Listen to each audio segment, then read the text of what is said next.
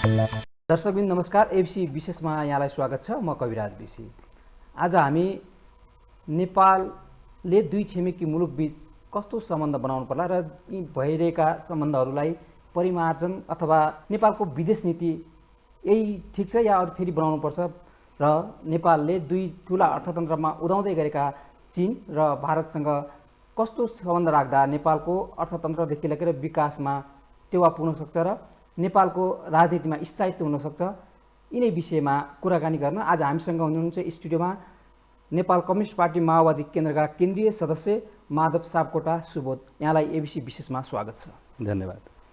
माधव, जस्तो यति बेला अत्याधुनिक विकासको उच्च गतिमा रहेको चीनलाई हामीले हेऱ्यौँ भने चीन उच्च गतिमा प्रवेश गरिसकेको छ र चीनबाट नेपालले कसरी फाइदा लिन सक्छ? ठिकै हो। अब चीन विश्वमा एउटा उदाउँदो शक्तिका रूपमा अगाडि आएको छ।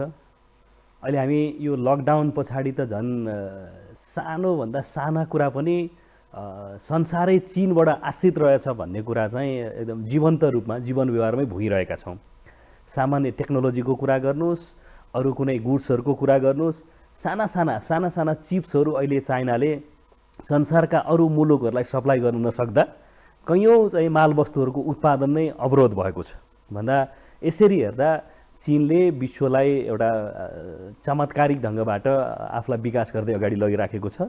यो कुरा सिङ्गै विश्वले नै स्वीकार गरिसकेको कुरा हो। जहाँसम्म चीनसँग सीमा जोडिएको राष्ट्रका हिसाबले यसबाट हामीले अधिकतम राष्ट्रको हितमा फाइदा लिने विषय छ। मूलत अब यसमा के कुरा आउँछ भने हामी चीन र भारत जस्ता ठुला मुलुकहरूसँग सिमाना जोडिएको राष्ट्र नेपालमा छौँ। यसरी हेर्दा छिमेकी हुनुको नाताले चीनले गरेको अहिलेको पछिल्लो जे विकास छ यो विकाससँग हामीले फाइदा लिने कुराको बहस स्वाभाविक छ। तर यसबाट हामी दुवै राष्ट्रसँग समदूरीको सम्बन्ध राख्दै चीनले विज्ञान प्रविधिको क्षेत्रमा र पछिल्लो चरण आर्थिक हिसाबले उसले जे प्रगति गरेको छ त्यसबाट नजिकबाट त्यसका अनुभवहरूबाट चाहिँ हामीले सिक्ने, त्यसका प्रविधिहरूलाई हाम्रो राष्ट्रमा सप्लाई गर्ने लगायतका कुराहरूबाट पर्याप्त लाभ लिन सकिन्छ र लिनुपर्दछ। जस्तो चीनले इन्डिया जस्तो नेपालमा ठाडो राजनीति हस्तक्षेप गर्दैन र नेपालको एक इन्च पनि जमिन मिचेको छैन भन्ने कथा बेला बखत सुनिन्छ र बेला बखतमा सीमा समस्याको समाधानको लागि अथवा सीमा समस्या देखाउँदै आन्दोलन गरिन्छ नेपालमा। यो अब कसरी हेर्नु भएको छ? के छ यो? चीन र नेपालका बारेमा जे बाहिर चर्चा हल्लाहरू चलेका छन् कतिपय कुरा सुनियोजित हो कि जस्तो पनि लाग्दछ। यद्यपि अहिले त्यसका बारेमा लामो बहस उचित होला जस्तो मलाई लाग्दैन। तर छिमेकी राष्ट्र भारतसँग खुला सीमा हुनुको नाताले हाम्रो सीमा विवाद जुन स्तरमा छ चीनसँगको सन्दर्भमा यो विषय चाहिँ एउटा अब हिमाली अरू भौगोलिक जटिलताको कुरा छ, अर्को चाहिँ बन्द प्रकारको चाहिँ हाम्रो सीमा छ। यसरी हेर्दाखेरि भारतसँग चाहिँ खुला सीमा हुनुको नाताले हिसाबले चाहिँ नि कहीँ न कहीँ त्यहाँ विवादहरू बढी नै छन् हाम्रो। तर भारतसँग जस्तो चाहिँ तुलना गरेर चीनसँगको चाहिँ भौगोलिक सीमाको विवाद चाहिँ छैन। यसका बारेमा धेरै बहसै आवश्यक छ जस्तो मलाई लाग्दैन। जस्तो चीनले आफ्ना छिमेकी देशहरूसँग अथवा विश्व समुदायसँग सम्बन्ध विस्तार गरिरहेको छ र यस्तो अहिलेको 21औं शताब्दीमा सुहाउँदो सम्बन्ध अथवा यो हाम्रो जुन पञ्चशीलको आधारमा चलेको सम्बन्ध छ यसलाई परिमार्जन गर्नुपर्छ, यही मात्रै गरिदिए पनि नेपालले फाइदा लिन सक्छ चीनबाट? के छ यसलाई बुझ्नुमा? अब एउटा चाहिँ अहिले कस्तो भयो भने विज्ञान प्रविधिको विकासले हिजोको जस्तो चाहिँ परिस्थिति अब रहेन। तपाईँ हिजोका विश्वयुद्धहरू हेर्नुभयो भने प्रत्यक्ष रूपमा चाहिँ बम गोला बारुद लिएर हुन्थ्यो। आज प्रविधिका साथ नयाँ ढङ्गबाट विश्वयुद्धहरू भइराखेको छ नि। तपाईँ अहिले जम्मै घटना परिघटनाहरू हामी हेऱ्यौँ भने यदि विज्ञान प्रविधिको यो रफ्तारमा विकास हुँदैन थियो भने विज्ञान प्रविधिले संसारलाई कन्ट्रोल गर्ने र संसारका चाहिँ सबै कुराहरू रिसोर्सहरूलाई कन्ट्रोल गर्ने भनौँ न, अझ रिसोर्सहरूलाई कन्ट्रोल गर्ने कुरा विज्ञान प्रविधिको अन्तर्गत जाँदैन थियो भने हामी कहाँ त अरू एक दुईवटा विश्वयुद्धहरू भइसक्थे। आज प्रतिस्पर्धा कता छ भने जुकरबर्गले बनाएको चाहिँ एप्स चाहिँ बढी संसारका मानिसहरूले बढी प्रयोग गर्ने कि चाइनिजले बनाएको टिकटक बढी चाहिँ प्रयोगमा जाने या गुगल जाने भन्दा गुगलले गरेकै सर्वेक्षण अनुसार पनि हेर्ने हो भने पछिल्लो सर्वेक्षण अनुसार चाहिँ टिकटक चाहिँ संसारका मानिसहरूले सबभन्दा बढी चलाए। यसरी हेर्दा आजको सामरिक विषयहरू पनि विज्ञान प्रविधिसँग त्यो अन्तर सम्बन्धित कुरा भयो। हाम्रो पार्टीको भर्खरै सम्पन्न भएको 8औं राष्ट्रिय महाधिवेशनबाट यो बारेमा एउटा पर्याप्त चर्चा भएर त्यसले के भनेको छ भने विज्ञान प्रविधि र चाहिँ भूसामरिक महत्त्वका कुरालाई अलग ढङ्गले अहिले बुझ्न सकिँदैन, तिनलाई सगोलमै र एकै ठाउँमा राखेर हामीले अध्ययन गर्नुपर्दछ। यसरी हेर्दाखेरि विज्ञान प्रविधिले हिजोको चाहिँ मतलब भौगोलिक सीमाहरूका समस्या या भौगोलिक समस्याहरू, सीमाका विवादहरू आज त्यो स्तरबाट विज्ञान प्रविधिको विकाससँगै अगाडि बढेर गएका छन् र हामीले यस विषयलाई त्यसरी लिनु उचित होला जस्तो लाग्छ। जस्तो बेला बखतमा के कुरा उठ्छ भने चीन विरोधी गतिविधिले गर्दा चीन चिन्तित छ र बारम्बार तिब्बत फिरको नारा नेपालमा लाग्दै आएको छ भन्ने आरोप पनि लागिरहेको छ। यसलाई कसरी बुझ्नु भएको छ? के त्यो त अब ओपन सिक्रेट जस्तो चीनले यसलाई निकै सिरियसली यो विषय उसले लिएको छ। खास गरिकन बाह्य भन्दा पनि आन्तरिक रूपमा चीनभित्र विभाजन गर्ने गरिकन, विभाजन सृजना गर्ने गरिकन चाहिँ जे प्रकारका बाहिरबाट नाराहरू दिएको छ त्यो कुरामा चीन सतर्क छ। त्यो कुरा घोषित अघोषित रूपमा चाहिँ चीनका गतिविधिहरूबाट बुझ्न सकिन्छ। र नेपालमा बसेर हामीले कुरा गर्दा हामीले आफ्नो प्रगति कसरी गर्ने भन्ने कुरामा बढी चासो, चिन्ता, सरोकार राख्नुपर्दछ र हामीले हाम्रो प्रगतिका बारेमा छिमेकीहरूसँग चाहिँ अधिकतम लाभ उठाउने गरिकन, लाभ प्राप्त गर्ने गरिकन सोच्नुपर्छ, न कि हाम्रो भूमि न भारतका विरुद्ध न चाइनाका विरुद्ध, दुवै छिमेकीहरूका विरुद्ध हाम्रो भूमि प्रयोग हुन नदिनका निमित्त हामी बढी नै सचेत हुनुपर्छ, सतर्क रहनुपर्छ। तर फेरि समदूरीको सम्बन्धका आधारमा चीन र भारत दुवैसँग उत्तिकै सम्बन्धका आधारमा बढीभन्दा बढी लाभ लिनका निमित्त सोच्नुपर्छ जस्तो मलाई लाग्छ। जस्तो यहाँले लाभ लिने दुवै देशसँग समदूरीको सम्बन्ध राखेर भन्दै गर्दा केही दिन अघि, केही हप्ता अगाडि मधेसमा विभिन्न सङ्गठनका नाममा चीन विरोधी गतिविधि गरिएका थिए, झन्डा जलाइएका थिए, त्यहाँका राष्ट्र प्रमुखको विषयमा गम्भीर नारा लगाइएका थिए। यसलाई कसरी हेर्नु भएको छ? यसले चीनले कसरी लिन सक्छ यसलाई? अब बाहिर मुख खोलेको त छैन चीनले, तर नेपालको भूमिमा अर्को कुनै राष्ट्रका मतलब बारेमा विरोध या समर्थन जे गरे पनि त्यो राम्रो चाहिँ हरकत र गतिविधि होइन, किनभने त्यो स्वाभाविक पनि भएन। मैले अघि नै पनि भने हामीले नेपालीहरूले सोच्ने कसरी हो भने नेपालकै समग्र उन्नति, प्रगति, समृद्धिका बारेमा सोच्ने हो। यहाँका नागरिक हुन् या सायद यहाँका चाहिँ मतलब शासकहरू नै किन नहुन्, शासकले या नागरिकले सोच्ने कसरी हो भने हामीले हाम्रो हितका बारेमा सोच्ने र नेपालको भूमिलाई अरूको हितमा प्रयोग हुन नदिनका निमित्त सचेत हुने नै कुरा हो। पछिल्ला घटनाक्रमहरू चाहे मधेसमा या चाहिँ अन्यत्र जाँदा भए त्यो स्वाभाविक होइन र एउटा सचेत नागरिक, एउटा पार्टीको जिम्मेवार कार्यकर्ता हुनुको नाताले त्यो राम्रो गतिविधि भएन नै भन्ने मेरो पनि बुझाइ छ र म त्यही कुरा टिप्पणी गर्न चाहन्छु। जस्तो यति बेला अलिक निकै चर्चामा रहेको एमसिसी छ, जुन एमसिसी परियोजनाका विषयमा पनि चर्का नाराहरू लगिरहेका छन्, कोही पक्ष विपक्ष भएर, र यसको खास वास्तविक के छ, रणनीति महत्त्व यसमा के छ देखिन्छ, के बुझ्नुभएको छ? अब आजै पनि हाम्रो पार्टी अध्यक्ष कमरेड प्रचण्ड लगायत गठबन्धनमा रहनुभएका अरू नेताहरूले 6वटा बुँदामा समेटेर एमसिसी परियोजनाका बारेमा उठेका प्रश्नहरूका बारेमा स्पष्ट पार्नुपर्छ भनेर सम्माननीय प्रधानमन्त्रीज्यूलाई उहाँले त्यो लिखित रूपमै दिनुभएको छ फेरि दोस्रो पटक अहिले। र त्यो 6वटा बुँदाहरूका बारेमा जे प्रश्न उठेका छन् ती प्रश्नहरूको बारेमा चाहिँ नेपाली जनतालाई स्पष्ट नपारिकन अहिले यथास्थितिमा नै एमसिसीलाई पारित गर्नु भनेको चाहिँ फेरि पनि नेपाली जनताको भावना विपरीतको गतिविधि हुन्छ। यसका सार वस्तुका बारेमा पर्याप्त छलफल गर्नुपर्दछ, सदनमै पनि त्यसका बारेमा पर्याप्त छलफल गरे भयो नि त। जसलाई पास गर्नुपर्छ भन्ने लागेको छ उहाँहरूले पनि रोस्टममा सभामुखसँग मजाले समय लिएर बहस गरे भयो, हामी नेपाली जनताले बाहिर बसेर मजाले सदनको बहस हेरौँला। जसले यसका बारेमा यस कारणले चाहिँ प्रतिकूलता छ, यो पास गरिनुहुन्न भनेर चाहिँ तर्क गरिरहनु भएको छ, उहाँहरूले पनि रोस्टममा गएर उभिएर बहस गरे हुन्छ। त्यो बहस एकपटक नेपाली जनताले जीवन्त रूपमा हेर्ने एउटा वातावरण बनोस्। सबभन्दा पहिला बहस गरे भने त पहिला, अहिले हतनपत त्यसलाई टेबल गर्ने, पास फेल गर्ने भन्ने मात्रै कुरा किन गर्ने? त्यसैले एमसिसीका बारेमा मानिसहरूले जे हायतवा मचाएका छन्, जे मतलब चिजबिज भइराखेको छ, धेरै आतंकित त्रसित हुने कुरा पनि होइन, हामीलाई सोधेर मात्रै बम खसाल्छ भन्ने कुराको पछाडि पनि लाग्नु हुँदैन। तर मानिसहरूले सजिलै एउटा के भनेका छन् भने यो केही पनि होइन, अरू आएका परियोजनाहरू जस्तै परियोजना हो मात्रै भनेका छन्, त्यसो मात्रै कुरा पनि होइन। हामीले त्यहाँ भनेका छौँ नि 6वटा बुँदामा परियोजना क्याबिनेटले पारित गर्दैन, यो चाहिँ प्रतिनिधि सभामा लगेको छ, टेबल गर्न त्यहाँ लगेको छ। अन्य परियोजना पारित गर्नु र यो गर्नुमा अलिक डिफरेन्ट छ नि? अलि होइन, धेरै नै, किनभने अरू परियोजनाको हकमा छ। नेपाल सरकारले मन्त्री परिषद स्तरमा, मन्त्री स्तरमा या नेपाल सरकारको चाहिँ विभिन्न निकायहरूमा योभन्दा ठुला पैमानका प्रोजेक्टहरू अमेरिकाले नै लगानी गरेका प्रोजेक्टै पनि छन् नि नेपालमा।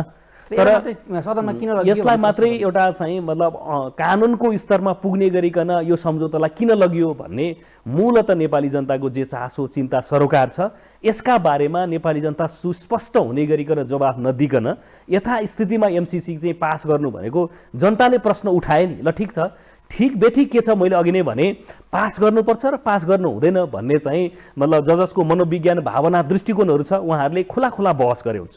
तर नेपाली जनताका बिचमा यसका बारेमा एउटा के प्रश्न उठ्यो भने हामीलाई यसभित्र चाहिँ यो आइपिएसकै एउटा अङ्ग हो भन्ने बारेमा चाहिँ पर्याप्त आशंका छ, त्यसका बारेमा स्पष्टता चाहिन्छ।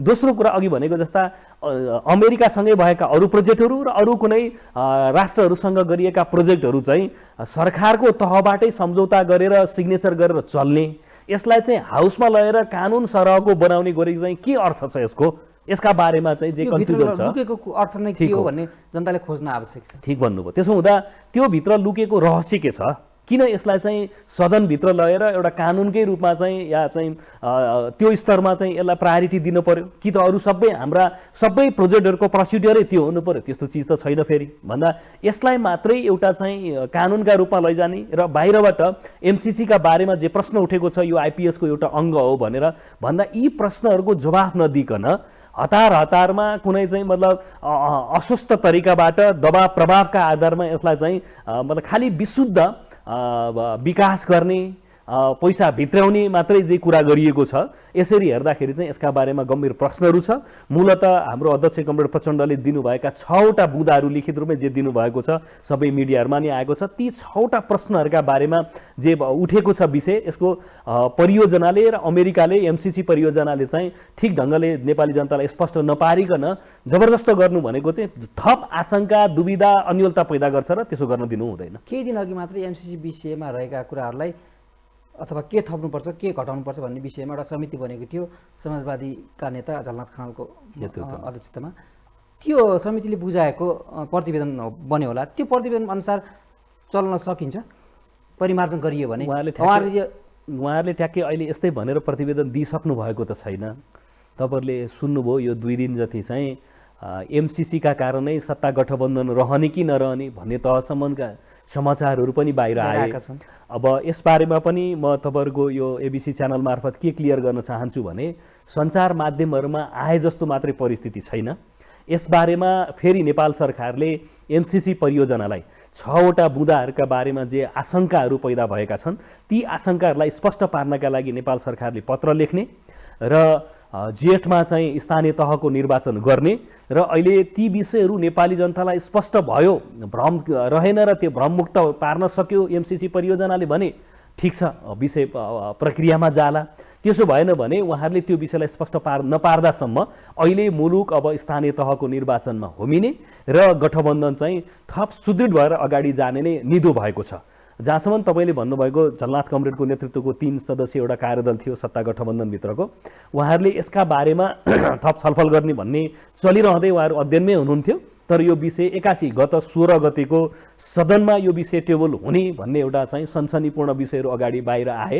त्यसो भएपछि सत्ता गठबन्धनभित्रका शीर्ष नेताहरूका बिचमा यसका बारेमा समग्र हिसाबले चाहिँ छलफल बहस भएपछि अघि मैले भनेको जस्तो तत्काललाई हाललाई 6वटा बुँदाहरूमा जे अस्पष्टता र अझै अन्यलताहरू पैदा भएका छन् त्यो बुँदालाई स्पष्ट पार्नका निमित्त एमसिसी परियोजनालाई नेपाल सरकारले पत्र काट्ने, अहिले गठबन्धन थप सुदृढ अगाडि जाने र स्थानीय तहको निर्वाचन देश होमिने गरी गएको छ। यसरी हेर्दा मलाई लाग्छ एक चरणलाई यो विषय फेरि किनारा लागेको छ र टुङ्गिएको छ। यो बाहिर आएको हल्ला जस्तो शेरबहादुर तत्कालीन अहिले प्रधानमन्त्री शेरबहादुर देउवा टेबल गर्नलाई हतारिनु भएको छ भन्ने जस्तो हल्ला होइन।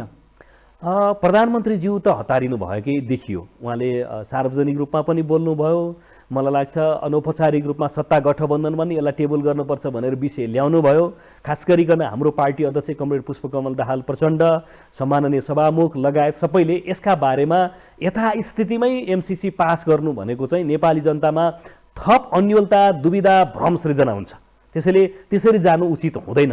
भ्रम हुन नदिने स्पष्ट वातावरण बनाएर मात्रै अगाडि जानुपर्छ भनेर सबै तहबाट कुल भएर प्रधानमन्त्रीलाई कुरा गरिसकेपछि प्रधानमन्त्रीज्यू अहिले 6वटा बुदाका बारेमा एमसिसी परियोजनालाई चिठी लेख्नका लागि तयार हुनुभएको छ। जस्तो यो तपाईँले एमसिसीको विषय कुरा गर्दाखेरि एमसिसीको विषयमा अहिले चीनले रोक्नलाई आफ्नो पावर सेयरिङ गरिरहेको छ भन्ने कुरा आरोप लाग्दै आएको छ नि, यसलाई कसरी हेर्नुभएको छ? होइन, अब यो नदेखिएको बारेमा त हामीले धेरै चर्चा गर्नु उपयुक्त हुँदैन। अमेरिका यसलाई पास गर्न लागेको होला, चीन लगायत यो चाहिँ नरुचाउने शक्ति केन्द्रहरूलाई रोक्न लागेका होलान्। त्यो पछाडि भएका पर्दाभित्र भएका चाहिँ नेपथ्यभित्रका प्रतिखेलहरूका बारेमा प्रमाण नभएको हुनाले धेरै बोल्नलाई स्वाभाविक होला जस्तो मलाई लाग्दैन। तर देखिएको कुरा के हो भने यहाँनिर सबैका धारणा स्पष्ट छ। प्रमुख प्रतिपक्षी नेकपा एमाले यसबारेमा चाहिँ अस्पष्ट, अन्योल र मौन छ। बडो रहस्यको कुरा, उहाँहरू यसलाई सत्ता दाउपेचको विषय मात्रै बनाइरहनु भएको छ। नेपाली जनताले जुन स्तरबाट यो बारेमा प्रश्नहरू उठाइराखेका छन्, जुन गम्भीरता बोधका साथ नेपाली जनताले यसका बारेमा बहस गरिराखेका छन्, त्यतातिर नेकपा एमालेलाई मतलब छैन। तर नेकपा एमाले के गर्न खोजिराखेको छ भने एमसिसीको विषयलाई उचालेर सत्ता गठबन्धनभित्र फाटो सृजना गरेर सत्ता गठबन्धन टुटाउने, सरकार गिराउने, योभन्दा उसको ध्यान छैन। तपाईँ अहिले हेर्नुहोस्, नेपाली काङ्ग्रेस र प्रधानमन्त्रीको धारणा स्पष्ट छ, यसलाई पास गरेर जाउँ। हामी एकीकृत समाजवादी लगायतका दलहरू चाहिँ सत्ता गठबन्धनभित्र भएका अरू हामी दलहरू चाहिँ यो बारेमा यथास्थितिमा होइन, निश्चित बुदाहरूमा यसका बारेमा स्पष्ट पार्ने, संशोधन गर्ने, विषयहरू क्लियर पारेर मात्रै एमसिसीलाई अगाडि बढाइनुपर्छ भन्नेमा हामी क्लियर छौँ। तर नेकपा एमाले पास गर्ने कि फेल गर्ने या संशोधन नगरिकन पास गर्ने कि त्यो पनि बोल्दैन नि। उसले के भन्छ भने सभामुखलाई हटाउनुहोस् अनि हामी एमसिसीका बारेमा भोट हाल्छौँ भन्छ। त्यो के तर्क गरेको? बार्गेनिङ पावर यो कुनै राजनीतिक कुरा हो? प्रमुख प्रतिपक्षीय दलले निर्वाह गर्न पर्ने उसको धर्म यति मात्रै हो। देश, जनता, राष्ट्रका प्रति उसको कुनै जिम्मेवारी, कुनै चाहिँ मतलब विषय छैन। यसरी हेर्दा खालि सत्ताको दाउपेचमा मात्रै लाग्ने चाहिँ गरी नेपाली जनताले नेकपा एमालेलाई भोट दिएका हुन्। के विषय लिएर नेकपा एमाले जनताका बिचमा अब जान्छ? अब हामी जेठ 4 गते चाहिँ निर्वाचन गर्ने छलफलमा अहिले केन्द्रित भएका छौँ। यसरी हेर्दा प्रमुख प्रतिपक्षले अहिले यसलाई एउटा गठबन्धनभित्र चाहिँ फाटो सृजना गर्ने गरी प्रोभोकेसन बढी गरेको छ, यसलाई बढी चाहिँ उचाल पछाल गरेको छ। म एबिसी मार्फत नेकपा एमालेलाई के भन्न चाहन्छु भने पहिलो त नेकपा एमाले संस्थागत रूपमा उसको आफ्नो केन्द्रीय कमिटीभित्र एमसिसीका बारेमा समान धारणा बनाओस्, नेपाली जनताका प्रति त्यही नै न्याय हुन्छ। दोस्रो कुरा, एमसिसी लगायतका विषयहरू जो राष्ट्रका सन्दर्भमा असाध्यै संवेदनशील ढङ्गले जोडिएका विषयहरूका बारेमा चाहिँ यसलाई चाहिँ सत्ताको दाउपेचको विषय बनाउने, नेपाली जनताको भावनामा ब्ल्याकमेलिङ गर्ने एमसिसी जस्ता विषयहरूमा लिएर जे काम गरिराखेको छ, हरकत गरिराखेको छ, नेपाली जनताले तीखो आँखाका साथ निहालिराखेका छन्, हेरिरहेका छन्। यो विषयलाई नेकपा एमाले सोही गम्भीरतापूर्वक लिनुपर्छ र उसले आफ्नो धारणा स्पष्ट पार्नुपर्छ। पास गर्ने भए पनि या संशोधन गर्ने भए पनि त्यो बारेमा उसको धारणा क्लियर छैन। म एबिसी टेलिभिजन मार्फत प्रमुख प्रतिपक्षी नेकपा एमालेलाई यही अपिल गर्न चाहन्छु। जस्तो नेकपा एमाले माओवादी केन्द्रहरूको विभिन्न पार्टीका केन्द्रीय अधिवेशनहरू सकिएका छन्, यस विषयमा पार्टी अधिवेशनभित्र चल्दै गर्दा एमसिसीको विषयमा आधिकारिक धारणा चाहिँ पार्टीभित्र आयो कि त्यस्तो? हाम्रो पार्टीमा त हामी 8 दिनसम्म अध्यक्ष कमरेडले 21औं शताब्दीमा समाजवादको नेपाली बाटो शीर्षकको दस्तावेज प्रस्तुत गर्नुभयो। हामीले त्यसका बारेमा 8 दिनसम्म विहङ्गम बहस गऱ्यौँ र एमसिसीका बारेमा हाम्रो यही पुरानै धारणा जे छ त्यसलाई महाधिवेशनले थप सुदृढ गरेर सुस्पष्ट व्याख्या के गर्यो भने यथास्थितिमा एमसिसीलाई पास गर्नु उचित हुँदैन। एमसिसीका बारेमा उठेका प्रश्नहरूलाई जवाफ दिनुपर्छ र केही विषयहरू संवेदनशील गम्भीर रणनीतिक महत्त्वका विषयहरू छन्, ती बुदाहरूलाई संशोधन गरेर मात्रै एमसिसी पास गर्नुपर्छ भन्ने कुरा हाम्रो पार्टीको सम्पन्न 8औं राष्ट्रिय महाधिवेशनले स्पष्ट पारेको छ। तपाईँ कङ्ग्रेस पनि पास गर्नुपर्छ भन्नेमा एकमत नै जस्तो छ। नेकपा एमालेको कुरा गर्नुभयो भने त त्यो त कम्युनिस्ट पार्टीको जस्तो महाधिवेशनै उहाँहरूले गर्नु भएन। उहाँहरूले नारायणी किनारमा चाहिँ महाधिवेशनको उद्घाटन गर्नुभयो, सौरामा गएर विचार राजनीतिको प्रश्नमा बहसै नगरिकन एकैचोटि नेतृत्वको प्रश्नमा जानुभयो र अब सहमति जुटेन, जुटिसकेपछि उहाँहरू निर्वाचनमा जानुभयो, प्रतिनिधिहरूले भोट हाल्नुभयो, हिँड्नुभयो। भन्दा मैले अघि नै पनि भने पार्टीभित्र त्यहाँ पर्याप्त छलफल भएको छैन। नेकपा एमाले भित्र पनि यथास्थितिमा एमसिसीलाई पास गर्नु हुँदैन भन्ने एउटा ठुलो जनमत छ। तपाईँ सामाजिक सञ्जालहरू मिडियाहरूमा अभिव्यक्त गरेका अनौपचारिक रूपमा हाम्रा संवाद हुँदाखेरि अहिलेको नेकपा एमाले भित्रको एउटा ठुलो पंक्ति यथास्थितिमा एमसिसी पास गर्नु हुँदैन भन्ने नै स्थितिमा छ। तर त्यहाँ त कुनै विधि पद्धति प्रक्रिया छैन। त्यहाँ त केपी बाले बोलिसकेपछि सबै कुरा टुङ्ग्यो। केपी बाको कुरा के छ, मैले अघि नै भने एमसिसीका बारेमा संवेदनशील हुने, नेपाली जनताप्रति चाहिँ बडो गम्भीर भएर यसलाई सोच्ने कुरा छैन कि सत्ताको दाउपेच बनाउने, गठबन्धनलाई चाहिँ गिराउने प्रकारको चाहिँ एउटा अस्त्रका रूपमा, एउटा हतियारका रूपमा एमसिसीलाई लिनुभएको छ। यो उहाँले ठुलो भुल गरिरहनु भएको छ। इतिहासमा यसको बारेमा गम्भीर मूल्याङ्कन अवश्य हुनेछ। एमसिसी परियोजना चाहिँ ठुलो परियोजना पनि होइन। जस्तो यो परियोजना राष्ट्रिय हितको विषयमा छैन भने फिर्ता गर्दा नेपाललाई घाटा के पर्छ? केही घाटा पर्दैन, केही घाटा पर्दैन। ठुला नेताहरू, ठुला बुद्धिजीवी भनिएकाहरूले पनि एउटा के बहस गरिरहनु भएको छ भने हामीले एमसिसी स्वीकार गरेनौँ भने हामीलाई चाहिँ अरू आर्थिक हिसाबले नाकाबन्दी के अब एकदमै तर्क गरिरहनु भएको छ। म के प्रश्न गर्न चाहन्छु भने हामीलाई नाकाबन्दी गरेर अमेरिकाले चाहिँ पाउँछ के त? हामी जस्तो सानो एउटा भूपरिवेष्टित मुलुकलाई अमेरिका जस्तो चाहिँ महाशक्ति राष्ट्रको प्रतिस्पर्धामा रहेको राष्ट्रले हामीलाई नाकाबन्दी गरेर के पाउने? हामी अहिले तुरुन्तै अमेरिका र चाहिँ चाइनालाई उछिनेर महाशक्ति राष्ट्रमा जान्छौँ भनेका पनि छैनौँ। हामीले सत्ता के अरे एउटा हिसाबले एउटा शासन व्यवस्था फेर्यौँ, समृद्धिको दिशातिर जाने, समाजवादको आधार तयार पार्ने भनेर संविधानमा हामीले लेखेका छौँ। त्यसैले हामीलाई अरू कोही छिमेकी राष्ट्रहरूसँगको चाहिँ विषयमा हाम्रो धेरै ठुलो अनावश्यक चासो छैन। हाम्रो चासो के छ भने गरिब नेपालीहरूलाई कसरी धनी बनाउने, समाजवादको दिशामा जाने गरी कसरी आधार तयार पार्ने भन्नेतिर हामी छौँ। यसरी हेर्दा एमसिसी हामीले चाहिँ जस्ताको तस्तै पास गर्दा हामीलाई घाटा छ। मानिसहरूले भने जस्तो यो चाहिँ एमसिसी सम्पूर्ण रूपमा खारेज गरेर फिर्ता गर्नुपर्छ भन्ने पनि हाम्रो तर्क छैन। केही गम्भीर रणनीतिक महत्त्वका विषयहरू, सवालहरू, बुदाहरू जे छन् त्यसलाई संशोधन गरौँ र हामीले 1950 मा गरेका सन्धि सम्झौता लगायतका विषयहरूले अहिलेसम्म सन्तान दरसन्तानसम्म हामीले जे बिहोरी राखेका छौँ, जे असजिलो चाहिँ भोगिरहेका छौँ, यस्तो जस्तो परिस्थिति चाहिँ हामीलाई भोलि नहोस्। हामीले खालि भन्न खोजेको कुरा यो, हामी स्वतन्त्र सार्वभौम एउटा मुलुक हौँ।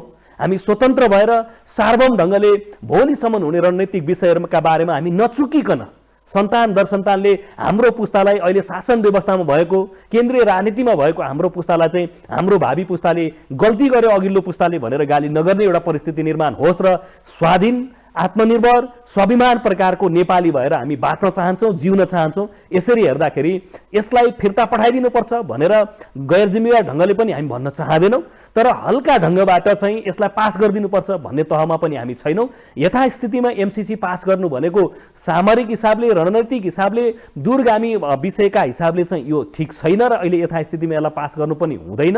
तर फेरि अमेरिका यसलाई संशोधन गर्न, सुधार गर्न चाहिँ तयार हुनुपर्छ। यदि हामीलाई पवित्र मनका साथ, खुला हृदयका साथ अमेरिकाले नेपाली जनताका प्रति सहानुभूतिका पूर्वक स्वच्छ चाहनाका साथ हामीलाई अमेरिकाले सहयोग गर्न चाहेको हो भने अमेरिका संशोधन गर्न तयार हुनुपर्छ। यदि उसले संशोधन गर्न चाहेन भने यसभित्र उसको भेस्टेड इन्ट्रेस्ट, यहाँ नाजायज स्वार्थ छ भन्ने कुराको चाहिँ आशंका जे हामी नेपाली जनताले गरिराखेका छौँ त्यसको पुष्टि हुन्छ। यसरी हेर्दा मलाई के लाग्छ भने सम्माननीय प्रधानमन्त्रीले आजभोलि एमसिसी परियोजनालाई चिठी लेख्दै हुनुहुन्छ नेपाल सरकारका तर्फबाट। नेपाल सरकारले त्यो चिठी लेखिसके पछाडि उहाँहरू खास हामीले उठाएका प्रश्नहरूका बारेमा ती बुदाहरू संशोधन गर्न एमसिसी परियोजना तयार हुनेछ। एमसिसी परियोजनाले चाहिँ त्यो संशोधन गर्यो भने हामी अगाडि जान्छौँ। त्यसैले अरू परियोजनाहरू जस्तै स्तरमा यो हुनेछ र यसरी यसलाई यो जे विषय बनाइएको छ यसरी हेर्दा अमेरिकालाई पनि हामीलाई पनि नोक्सान हो। अहिले जे बहस भइराखेको छ नेपाल र अमेरिकाको सम्बन्धका बारेमा यतिका धेरै नाजायज अनावश्यक प्रकारले जे बहस भइराखेको छ यो राम्रो भएन। त्यसैले यसलाई राम्रो हुनका निमित्त उहाँहरू खास बुदाहरू संशोधन गर्न तयार हुनुहोस्, नत्र भने यसले संसारभर सगरमाथाको देश भएको नेपाल, गौतम बुद्ध जन्मिएको देश नेपाल, शान्तिको भूमि नेपाल, हामी आफ्नै ढङ्गले मौलिक ढङ्गले शान्ति प्रक्रिया टुङ्ग्याएर द्वन्द्वलाई शान्तिमा रूपान्तरण गरेको नेपाल जस्तो देशमा जो अमेरिका र नेपालको सम्बन्ध छ यसलाई त्यतिकै संवेदनशीलता र उचाइबाट अमेरिकाले बुझ्नेछ र एमसिसीका बारेमा निकै सकारात्मक ढङ्गबाट अमेरिकाले यसलाई टुङ्गो लगाउँछ भन्ने म चाहिँ विश्वास गर्छु। जस्तो एमसिसीको विषयमा पहिलो सम्झौता गरेको प्रति फेरबदल गरिएको छ, सरकारको केपी ओलीको पालामा परिवर्तन गरिएको भन्ने कुरा छ। यो परिवर्तन गरिएको हो? अब सुरुवातमा यसको ड्राफ्ट हुँदाखेरि चाहिँ यो हाउसमा लानुपर्ने ड्राफ्ट थिएन। पछि अब केपी ओली अघिल्लो पटक केपी ओली नेतृत्वमा आइसके पछाडि उहाँहरूकै अनावश्यक बढी सक्रियतामा त्यसलाई हाउसमा लानुपर्ने गरिकन त्यो बुँदा थपियो भन्ने कुरा त्यो ड्राफ्टमै बसेका कतिपय विज्ञहरूले सार्वजनिक रूपमै भनिराख्नु भएको छ। यसरी हेर्दा यो विषय अहिले अघि पनि मैले भने पनि यो व्यक्तिगत रूपमा कमरेड केपी ओलीका प्रति आरोप मात्रै होइन कि उहाँको यसलाई खालि दाउपेच बनाउने। त्यति बेला उहाँले के गर्नुभयो भने अमेरिकालाई चाकडी गर्नका निमित्त आवश्यकताभन्दा ज्यादा नेपालको चाहिँ हितभन्दा नि माथि राखेर अमेरिकाको चाकडी गर्नुभयो। अहिले तपाईँ हेर्नुभयो भने उहाँ सरकारमा हुँदाखेरि यसलाई पास गर्नका लागि यति धेरै ठुलो दबाब दिनुभयो सभामुखसँग र त्यही कारणले व्यक्तिगत रूपमा आजको दिनसम्म खुला उहाँ सभामुखका विरुद्धमा चाहिँ आफ्नो मर्यादा आफ्नो पदीय जिम्मेदारी भन्दा पनि तल झरेर अभिव्यक्ति दिइरहनु भएको छ। सभामुखले कमरेड केपी ओलीसँग त व्यक्तिगत रूपमा यो बारेमा केही विषय राख्नु भएको होइन। सभामुखले खालि चाहिँ नेपाली जनताले जे भावना प्रकट गरिरहनु भएको छ, सभामुख पनि त एउटा नेपाली नागरिक हो नि, त्यस हिसाबले नेपाली जनता नेपाली नागरिक र नेपाली जनताको चाहिँ प्रतिनिधित्वको सदनका हिसाबले सर्वोच्च निकायमा रहेको हिसाबले उहाँ त्यो उहाँको दायित्व हो, त्यो उहाँले पुरा गरेको। तर उहाँले आफ्नो त्यो कर्तव्य र दायित्व पुरा गरेको सन्दर्भमा व्यक्तिगत रूपमा प्रतिशोध सान्ने गरिकन उहाँले त अघिल्लो पटक सभामुख वन मन्त्री र सञ्चार मन्त्री हुँदाखेरिका सबै फाइल पल्टाउने गरिकन चाहिँ मान्छे खटाउनु भयो कि कहीँ सभामुखले गल्ती गरेको छ भने त्यही बुँदाबाट टेकेर चाहिँ सभामुखलाई बर्खास्ती गर्न सकिन्छ कि भन्ने तहसम्मको उहाँले डिजाइन गर्नुभयो केपी ओलीले। भन्दा अघिल्लो पटक अमेरिकाको चाकडी गर्नका निमित्त सारा नेपाली जनता एक ठाउँमा हुँदाखेरि समेत त्यसलाई नजरअन्दाज गरेर जुन हरकत गर्नुभयो, आज बालकोट जाँदा पास गर्नुपर्छ भनेर चाहिँ उहाँले थपक्क पास गर्ने हो भने हाउसमा अवरोध छ। आजको दिनमा तपाईँ हेर्नुभयो भने हाउस त अवरोध छ नि, अवरोध भएको हाउस खोलाइदिएर त्यसपछि ल एमसिसी पास गरौँ भनेर 1 घण्टा समय लिएर खड्ग प्रसाद ओलीले प्रमुख प्रतिपक्षी दलको नेताको हैसियतले बोले हुन्छ नि के कारणले पास गर्ने हो त। उहाँले ल ठिक छ, उहाँले नै ड्राफ्टमा सिग्नेचर गर्नुभयो, उहाँले चाहिँ सदनमा लानुपर्ने कुराको व्यवस्था उहाँ आफैले गर्नुभयो भन्ने कुरा बाहिर आएकै छ। यदि त्यसो हो भने 1 नम्बर कुरा प्रमुख प्रतिपक्षी दलले चाहिँ सदनको अवरोध खोलोस्, विशेष समय माग गरेर केपी ओली आफैले चाहिँ घन्टौँ कति घन्टा लाग्न पर्ने हो त्यति घन्टा उहाँले रोस्टममा बोल्नु भयो हुन्छ र त्यसपछि ल कुरा ठिकै छ भनेर सबै सदनमा भएका मान्यजीहरू चाहिँ कन्भिन्स भयो भने मान्यजीहरूले नेपाली जनतालाई कन्भिन्स गर्लान्, पास गरे भयो नि त। भन्दा यसले के देखिन्छ भन्दा मैले अघि भनेको जस्तो यहाँभित्र प्रमुख प्रतिपक्षी दलको एमसीसँग सम्बन्धित विषयमा चाहिँ सफा नियत र दिल छैन। न उसले संस्थागत निर्णय गरेको छ यो पास गर्ने हो भनेर उसको केन्द्रीय कमिटी, उसको महाधिवेशन, उसका कुनै पनि तहका पार्टी कमिटीमा संस्थागत रूपमा पास गर्ने भनेर पनि भनेको छैन नि त। भन्दा उहाँहरूले त के भन्नुहुन्छ भने सभामुख हटाउनुहोस्, एमसीसी पास गर्न सहयोग गर्छौँ भन्नुहुन्छ प्रधानमन्त्रीलाई। उहाँहरूले सभामुखलाई त पार्टी फुटाइदिएको आरोप लगाउनु भएको छ नि। सभामुखले कसरी पार्टी फुटाउनु भयो? उहाँहरूको पार्टी फुटाएको त माधव नेपालको नेतृत्वमा हो नि। माधव नेपालको नेतृत्वमा उहाँहरूले अलग्गै एकीकृत समाजवादी पार्टी निर्माण गर्नुभयो। खालि संसद सचिवालयले त उसका नियम कानुन ऐन प्रक्रिया विधिहरू छ त्यसबाट गर्ने हो। यदि पार्टी अर्को पार्टीको मान्यता दिने हो भने त निर्वाचन आयोगले दिन्छ नि हाम्रो चाहिँ कानुन अनुसार। सभामुखले चाहिँ अर्को पार्टीको मान्यता कमरेड माधव कुमार नेपाललाई चाहिँ एकीकृत समाजवादी पार्टी हुनुभयो भनेर सभामुखले प्रमाणपत्र दिनुभएको हो र? एमाले विभाजन भएर एकीकृत समाजवादी भएको पार्टीको दललाई मान्यता दिएको त कानुन अनुसार त निर्वाचन आयोगले हो। प्रमुख आयुक्त दिनेश चन्द्र थपलियाले सिग्नेचर गरेर दिनुभएको हो नि, कसरी सभामुखले दिनुभयो त्यो? त्यसैले त्यो कुरा जायज छैन। आरोप चाहिँ यो छ उहाँको खाली कुरा के हो भने कानुन नियमलाई उल्लङ्घन गरेर मिचेर केपी ओलीले भने अनुसार सभामुखले मानिदिनु पर्थ्यो भन्ने उहाँहरूको कुरा। त्यसकारण एमसीसीका बारेमा पनि सभामुखले जे अडान लिनुभएको छ नेपाली जनताको भावना अनुसारै लिनुभएको छ। त्यसबेला एकीकृत समाजवादीका बारेमा नियम कानुनको प्रक्रिया जे पुरा गरेर आउनुभयो त्यही अनुसार भएको छ। त्यसैले त्यसरी हेर्दा एकीकृत समाजवादी पार्टी चाहिँ सभामुखले फुटाउनु भएको होइन। तपाईँ अहिले पनि हेर्नुभयो भने खड्ग प्रसाद ओलीका अहिलेका हरकत अनुसार महाधिवेशन पछाडि दर्जन चाहिँ लोकप्रिय चाहिँ नेकपा एमाले भित्रका नेताहरू छोड्दै समाजवादीमा जानुभएको छ। त्यो नि सभामुखले पठाइदिएको हो त। तपाईँ आज हेर्नुहोस् न, हिजो पूर्व सांसद भएका, केन्द्रीय कमिटीमा रहेका, जिल्लाहरूको चाहिँ 10औं वर्ष नेतृत्व गरेका चाहिँ नेताहरू आज धमाधम सार्वजनिक रूपमा विज्ञप्ति दिँदै दिनकै दर्जनौं नेताहरू एकीकृत समाजवादीमा लाग्नु भएको छ नि। त्यो सभामुखले कन्भिन्स गरेर पठाइदिनु भएको त त्यसो भए भोलि उहाँले त्यो भन्नु होला रे नेपाली जनताले पत्याउने। त्यसैले यो विषय त ओपन सिक्रेट छ। सभामुखले खाली गरेको कुरा के हो भने माधव नेपाल लगायतका मान्य सांसदहरूको बारेमा उहाँहरूको भनाइ कारबाही गर्नुपर्थ्यो भन्ने हो। नियम कानुन प्रक्रियासँग ढङ्गबाट प्रतिशत पुर्याएर त्यहाँ आइसके पछाडि त्यसले अलग दलको मान्यता प्राप्त गर्दथ्यो। त्यो कुरामा नियम र प्रक्रिया पुरा गरेर सम्माननीय सभामुखले चाहिँ आफ्नो निर्णय लिनुभएको हो। त्यसमा खड्गप्रसाद ओलीले व्यक्तिगत प्रतिशोध जे राखिराख्नु भएको छ त्यसको कुनै तुक छ जस्तो मलाई लाग्दैन। यति बेला हामी सरकार सञ्चालन गरेका गठबन्धन बीच प्रतिपक्षको आरोप चाहिँ पार्टी फुटाइदिएपछि अहिले सभामुखलाई हटाएपछि मात्र सदन खोल्छौँ भन्ने जुन अडान लिनुभएको छ यो संविधानसङ्गत अथवा न्यायसङ्गत होइन भन्दै गर्दा यति बेला आम नागरिक राजनीतिप्रति अलिक वितृष्णा जागेको जस्तो देखिन्छ। अब नागरिकलाई राजनीतिप्रति आस्थावान बनाउन के गर्नु पर्ला? एकदमै महत्त्वपूर्ण र सान्दर्भिक प्रश्न गर्नुभयो कविराजजी तपाईँले।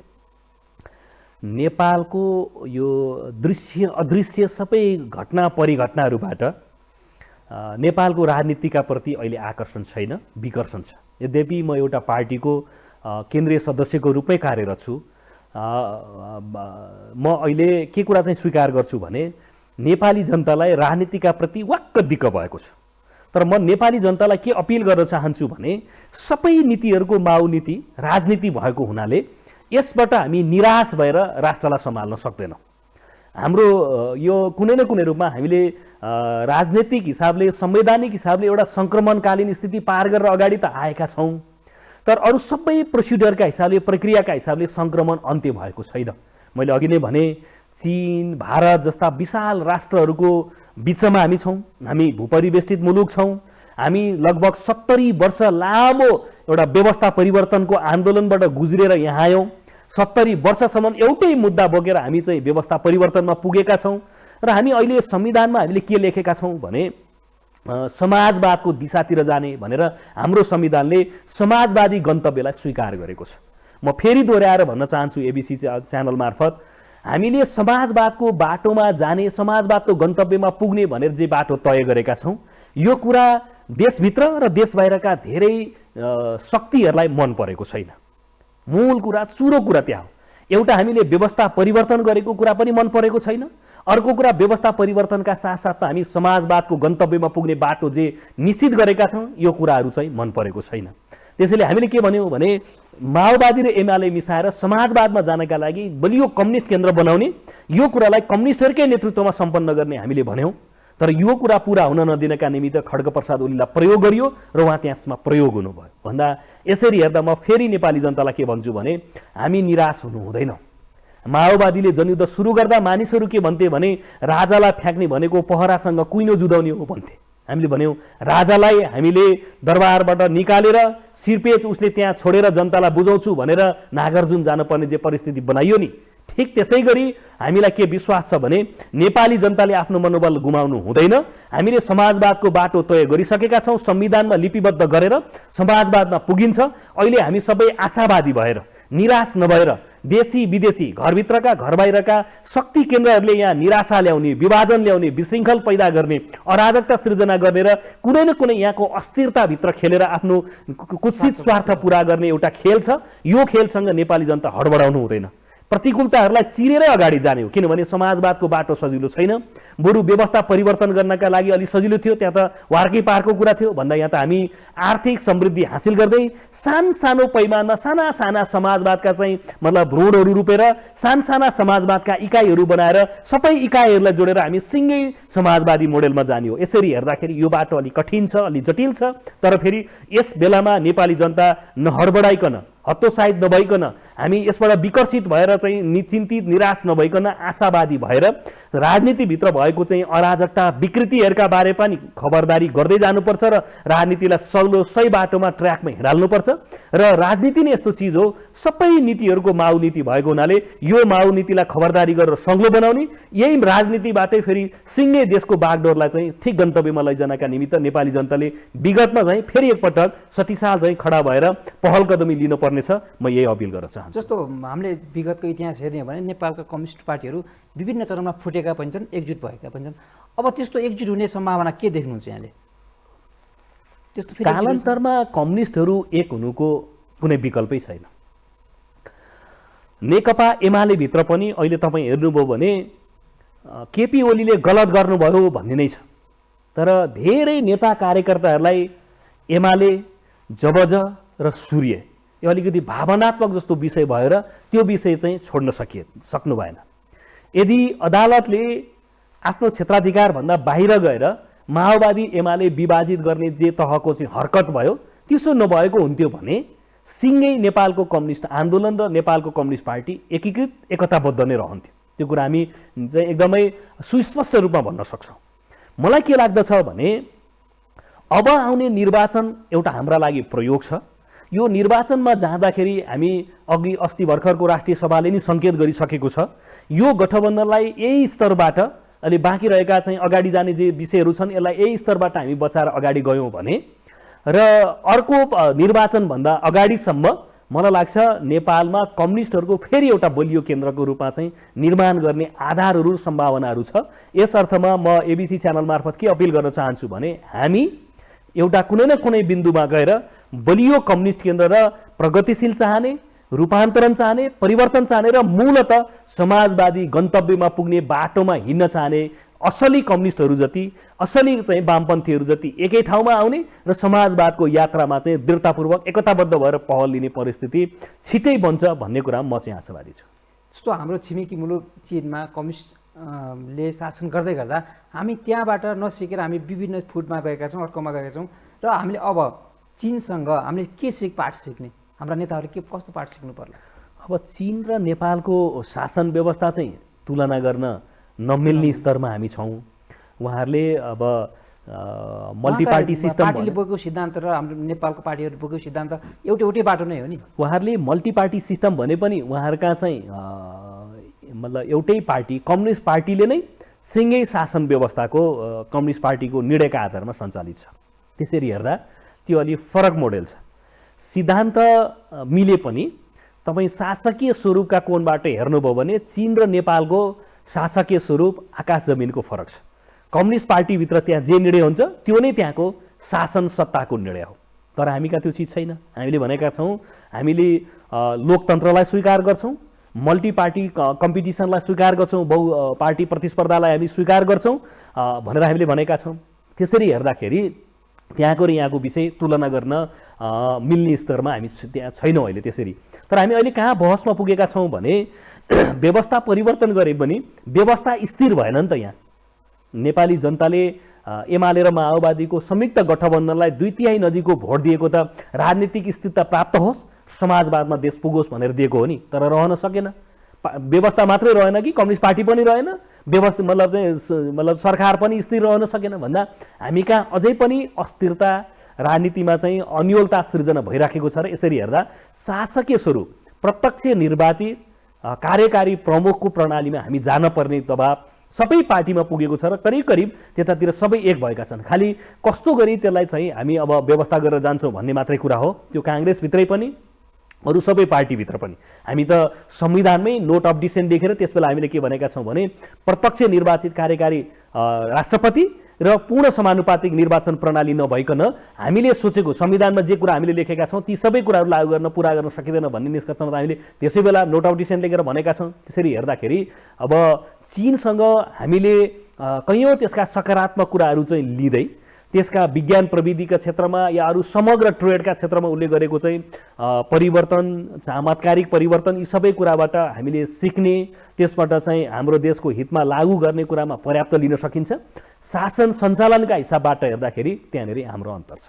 जस्तो चीनसँग हाम्रो छिमेकी सडक सञ्जाल पनि जोड्न सकिन्छ, विभिन्न रेलवेको कुरा थियो र विभिन्न बसुका बन्दरगाहदेखि लगेर सामुद्रिक मार्ग प्रयोग गर्ने कुरा थियो।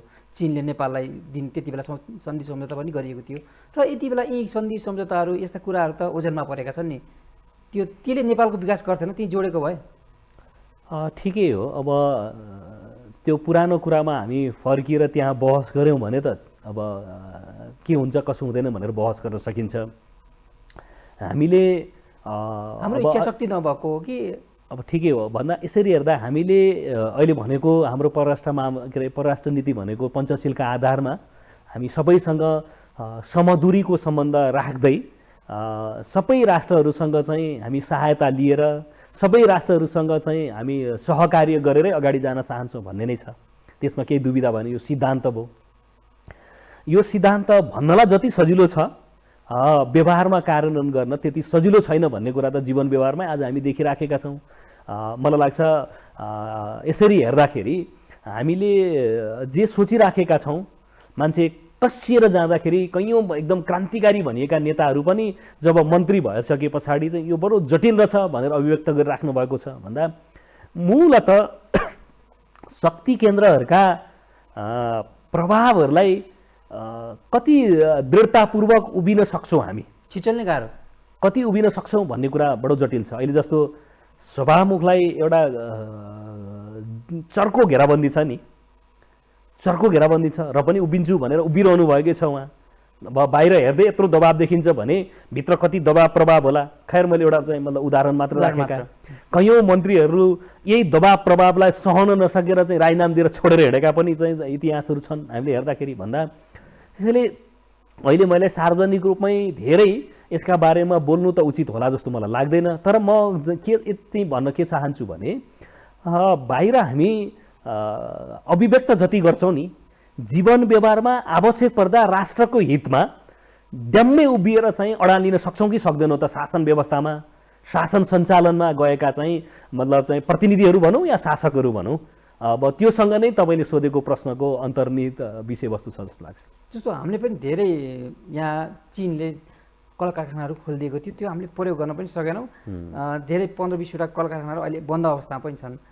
यसलाई कसरी हेर्नुभएको छ? चिनले फेरि मैले लगानी गरिदिने र लगानी म त्यहाँ गर्ने, नेपालमा प्रतिफल छैन भन्ने सोचिरहेको छ कि यसलाई कसरी हेर्नुभएको छ? के छ त्यस्तो? होइन, यो त विषय कस्तो हो भने ठिकै हो, अहिलेको हाम्रो बहसको चुरो कुरा हामी समृद्धि हासिल गर्दै समाजवादमा जाने भनेका छौँ। अब मूल कुरा यहाँनिर हामी अरूले मारिदिएको माछा मात्रै लिएर छाक टार्ने हो कि आफै माछा मार्न सक्ने सिप आर्जन गरेर सधैँका लागि चाहिँ आत्मनिर्भर हुने हो भन्ने प्रश्न छ। तपाईँलाई कसैले एक छाक माछा मारिदिएर त देला, एक छाक मिठै माछा पनि खानु होला, तर विषय त्यहाँ छैन। हामीले भनेको कुरा त के हो भने आफै आत्मनिर्भर अर्थतन्त्रको विकास गर्ने भने हो नि आजको दिनमा हामीले भनेको कुरा। त्यसैले आत्मनिर्भर अर्थतन्त्रको विकास गर्ने भनेको कुरा त पहिलो नम्बर कुरा चाहिँ हामी कसरी धनी हुने भन्ने कुरा हाम्रो राज्यसँग चाहिँ त्यो कन्सेप्ट हुनु पर्यो पहिला। को चीनसँग, अमेरिकासँग, भारतसँग चाहिँ पुरै थापेर हात थापेर पैसा ल्याएर धनी हुन्छु भन्ने जे सोचाइ छ नि, हाम्रो गरिबी त्यहीँबाट सुरुवात छ क्या। सोचाइमै गरिबी भएपछि राष्ट्रले कसरी धनी हुन सक्छ र समृद्धि हासिल गर्न सक्छ भन्दा मूलभूत रूपमा आजको दिनको हाम्रो समस्या के हो भने सोचाइमा, दृष्टिकोणमा, चिन्तनमै हाम्रो गरिबी छ क्या। अरू कसैसँग हात थापेर धनी हुन्छु भन्ने प्रकारको चाहिँ कुरा छ। चाइना अरू कसैसँग हात थापेर मात्रै धनी भएको हो त? रसिया अथवा हामी चाहिँ मतलब भारतलाई नै किन नभनौँ, यी सबै जो धनी हुने प्रक्रियामा र धनी हुँदै अगाडि बढेर प्रगति हासिल गरेका राष्ट्रहरू हामी हेरौँ न, अर्काको देशले गएर कल कारखाना खडा गरिदिएर मात्रै भएको हो त? हामी यही बहस गरौँ न। आइफोन या आइप्याडको ब्रान्ड त अमेरिकाको हो, त्यसलाई इन्स्टल गर्नका लागि त फेरि चाइनाले लैजानुपर्छ। चिप्स त उसैले बनाएको छ नि त फेरि चाइनाले नै। भन्दा हामीले पनि कसरी सोच्नु पर्यो भने हामी कसैसँग आश्रित भएर कसैसँग लिएर चाहिँ मात्रै धनी हुन्छु भनेर भनियो भने धनी हुन सकिँदो रहेछ अहिले देखेको कुरा। त्यसैले हामीसँग धनी हुने कन्सेप्ट राज्यसँग चाहियो।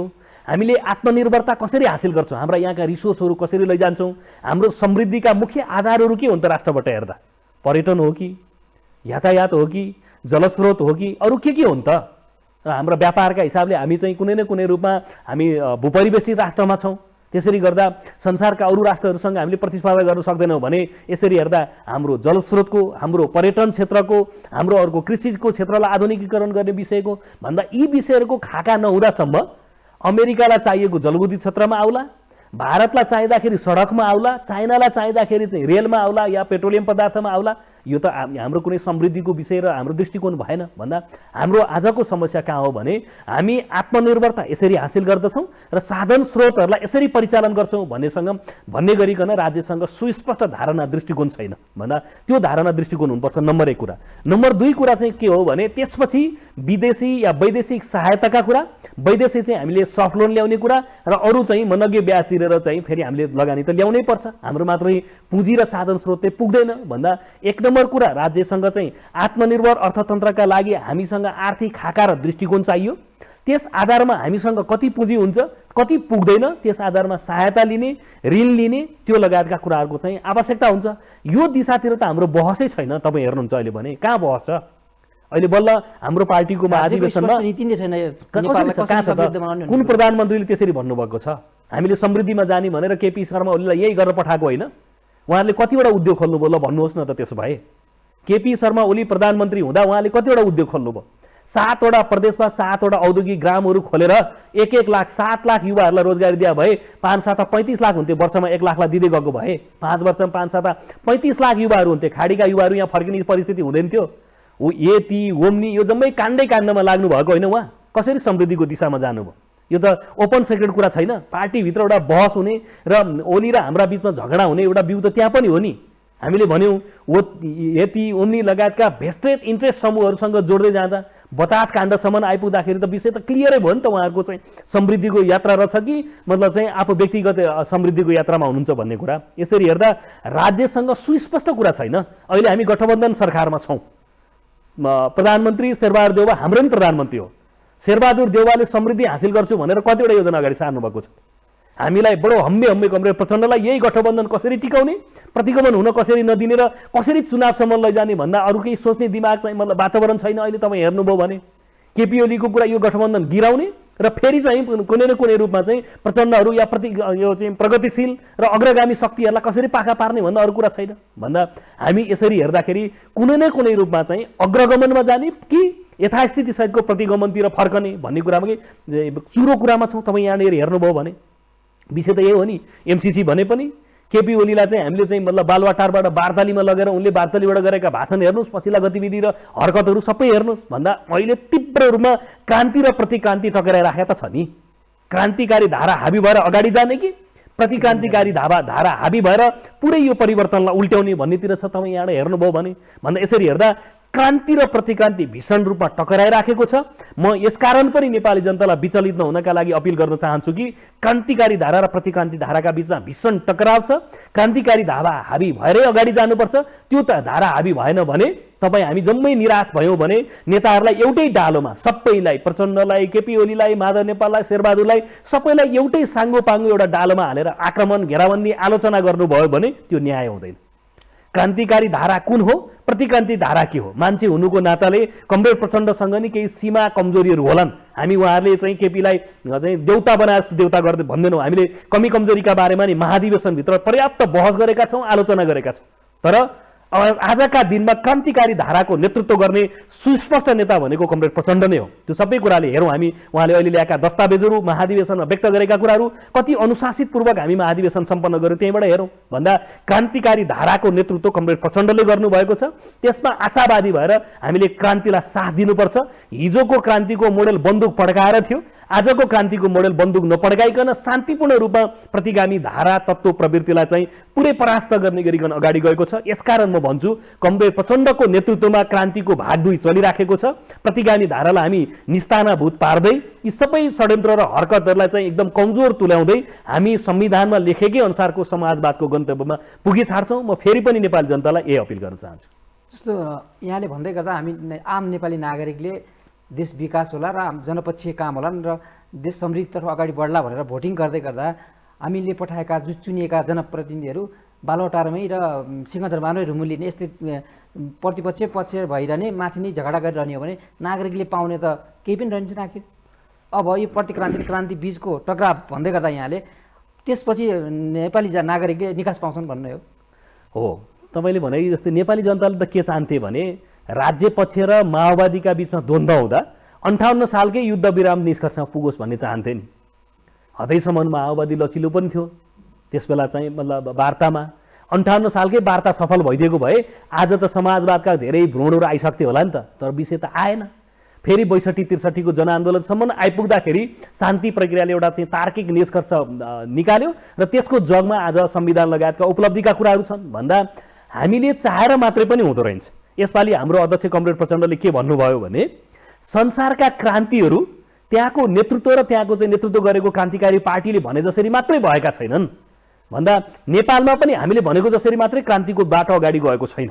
नेतृत्वले सोचेको जसरी मात्रै। भन्दा यसरी हेर्दा 58 सालकै वार्ता तार्किक निष्कर्षमा पुगेर होइन 62-63 को जनआन्दोलनको स्वरूप त्यसै बेला धारण भएर काङ्ग्रेस एमाले लगायतका पार्टीहरू त्यसै बेला वार्तालाई निष्कर्षमा पुर्याउने, राजालाई विदा गर्ने, नयाँ संविधान निर्माण गर्ने चिजमा पुग्दिएर गोलमेज सम्मेलन, अन्तरिम सरकार र संविधान सभाको निर्वाचन त्यसबेला मानिदिएको भए त 58 सालकै वार्ता सफल हुन्थ्यो नि त।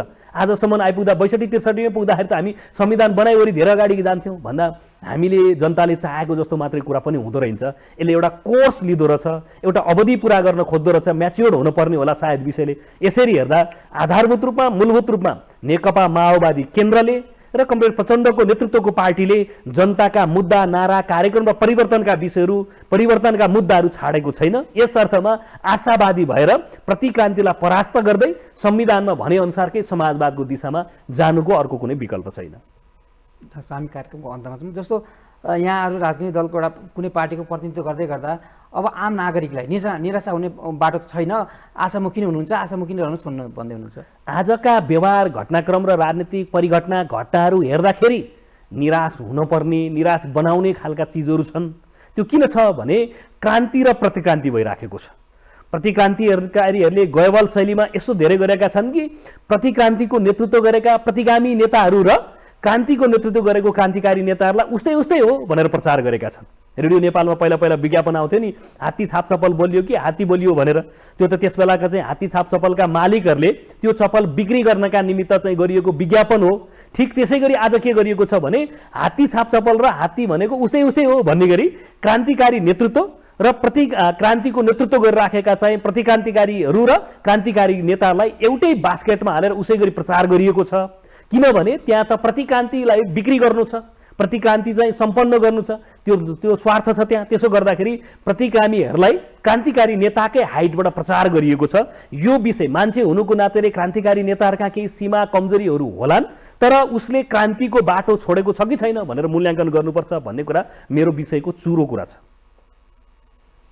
जस्तो प्रतिक्रान्ति र क्रान्तिकै कुरै गर्दा जस्तो यति बेला निर्वाचनमा देश लगभग गइसकेको अवस्था छ भने यति बेला अब हामीले जनप्रतिनिधि पठाउँदा अथवा आम नागरिकले भोटिङ गर्दा आशावादी भएर समग्र देशको विकास नै हुन्छ र हाम्रा लागि शासन गर्ने हो, हाम्रा लागि जनप्रतिनिधि पठाएको हाम्रा लागि काम गर्ने हुन् भन्ने वातावरण बन्छ। अब म माओवादी केन्द्रको एउटा केन्द्रीय सदस्य हुनुको नाताले एबिसी च्यानल मार्फत बडो उच्च मनोबलका साथ के भन्छु, हाम्रो पार्टीको 8औं राष्ट्रिय महाधिवेशनको स्पिरिटमा भने 5 वर्ष हाम्रो पार्टीका तर्फबाट स्थानीय तहको सरकारको नेतृत्व गर्न जो कमरेडहरू जानुभयो, यो 5 वर्षको चाहिँ काम कारबाहीका अनुभव र समीक्षाको जगमा नितान्त नयाँ तरिकाले एउटा कन्सेप्ट दिएर अगाडि लाने गरी माओवादीले यसबारेमा संश्लेषण गरेको छ।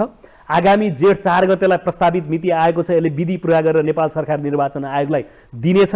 जेठ 4 गतेको हुने स्थानीय तहको निर्वाचनमा 5 वर्षसम्म माओवादी पार्टीका तर्फबाट नेतृत्व गरेका कामरेडहरूको चाहिँ अनुभवका आधारमा त्यसको एउटा समीक्षा गरेर समीक्षाको जगमा हामी नयाँ ढङ्गले निर्वाचनमा जाने एउटा योजनाका साथ जान्छौँ र त्यसबाट अर्को 5 वर्षका लागि माओवादी कसरी जान्छ भन्ने कुराको एउटा सुस्पष्ट मार्गचित्र लिएर मात्रै नेपाली जनताका हामी जान्छौँ र बडो उच्च मनोबलका साथ हामी देशमै पहिलो पार्टी हुने गरिकन त्यो तयारी महाधिवेशनमा हामीले गरेका छौँ। महाधिवेशनको स्पिरिटका साथमा जेठ 4 गते हुने स्थानीय तहको निर्वाचनमा माओवादी उच्च मनोबलका साथ जान्छ। हस्, धन्यवाद।